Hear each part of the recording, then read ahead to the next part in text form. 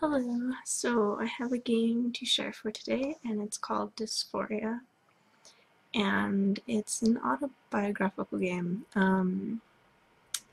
The designer was someone who went through hormone replacement therapy, so um, it's about her journey, I guess, through all of that, and it was just extremely well done. I really, really liked it. So the game, it's basically 4 different chapters, and each chapter is subdivided into little like mini games. It's very similar to, I don't know if you guys have Wii, if you've played WarioWare, but kind of like these micro type games that but I really like them in this case because they're all full of metaphors and they come up. I'll have to play, but or play the game first before you listen to this whole thing. There'll be a link in the description. But yeah, she uses like certain games will kind of come up again later, like after time has passed, and you get to see like how things have changed over time, and it's just very good storytelling. And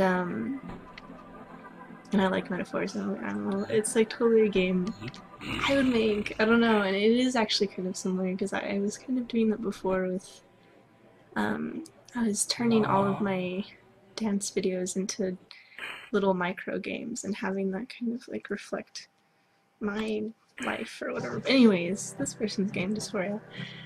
I really like it. It's all graphics are very low, but the aesthetics very high. So it's just pixels, big blocky pixels. It actually enhances the theme though of the game because it kind of goes with the whole like gender identity and not like fitting. There's a couple mini games where you're this like Tetris-looking block thing, and you're trying to get through this space that you can't get through. Just this idea of not feeling right in the body that you have or whatever. And I don't know, it just went really well. And I like too with the graphics. Everything was like a solid color, so everything contrasted very well. And just I liked the color palette. It was good. What else I want to mention?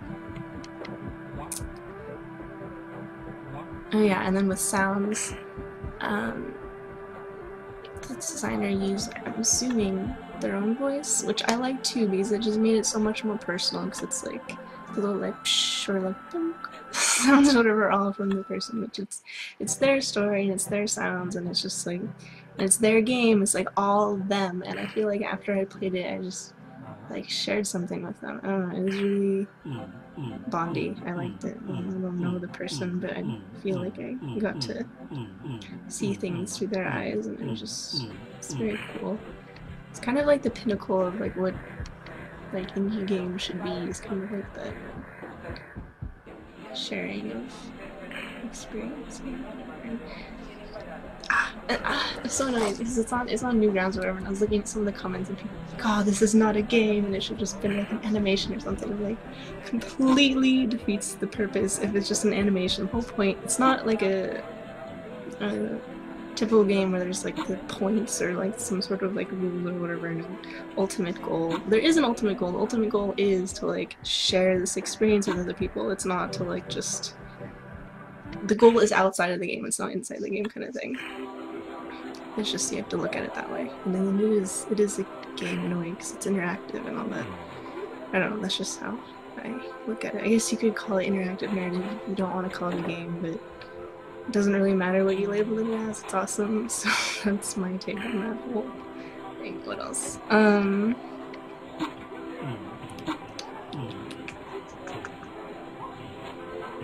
Oh yeah, just my favorite part, I think, was again, earlier I mentioned how they have those micro games and they'll kind of come up again later, so it's like you get to see how things have changed, right? I don't know, it brings it together so it's more cohesive. but in the beginning is talking about how when she's like walked by people, they'd always address her as like sir or whatever. So there's like 3 little people, and you walk by and it's like sir, and then it has like a little translucent text that she's saying, and she's correcting them like ma'am, but it's like not so visible, so it's like sir, ma'am, sir, ma'am, sir, ma'am, as she's walking by. And then the end, after like everything, after all the issues, all the hardships, and all, and it finally starts to get better. She gains all this confidence and everything. It's like someone says sir, and then she's like ma'am, and it's like it like knocks the other person away, and it's just like the most like satisfying little sound. Like that's what was so cool, is it's like such a small little sound, but it was so satisfying. Just like like she has so much more confidence now and like feels so good about herself, and it was just like, I don't know, it was very heartwarming and uplifting. I really liked it. And it's not something that I have any experience with, so it's like, yeah, but it's like I still can, like, I mean, there are common themes of like,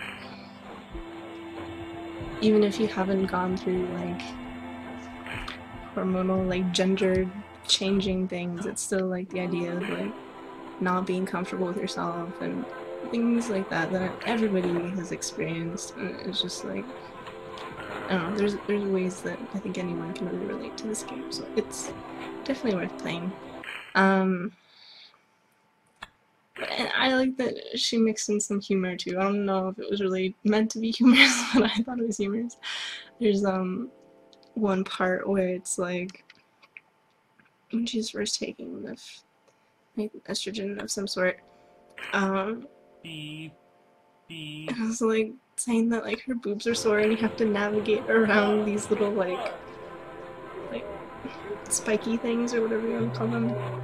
But it just reminds me of like me whenever I'm like around before my period, I'm just like force field, like don't come near me at all. So I was just like, I don't know, it just kind of reminded me of that like navigating around and making sure to like, I don't know.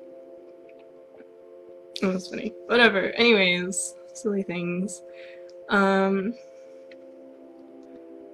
I don't know. It just was good, and just like you felt like you're there, like every little step of the way. And I mean, I know it's like reduced down to just like a 2-second, 3-second little game thing, but you still feel like you got like a good idea of kind of the experience, or I did. But yeah, I don't know. It's just very cool, very good narrative and good sharing of an experience. Yeah, another thing, I also really like that she put like a disclaimer in the beginning that was just like, this is an autobiographical thing, and it's just, this is my experience. It's not to like say what everybody's experience was, and I think that that's kind of, I like that. I like when people don't like, because there aren't a lot of games that are like this, and so people don't have a lot of experience in these sort of things. I like that she's not saying like, this is the way it is for everybody, and just saying, this is my thing and I'm just sharing it. It's just like, I don't know, I like the attitude of that, and I don't know, I like this person. I haven't met them, but I feel like they're pretty cool. Yeah, nice. Check it out. Well, you hopefully already did before you listen to this, but yeah. I don't know, just a cool game. Dys4ia.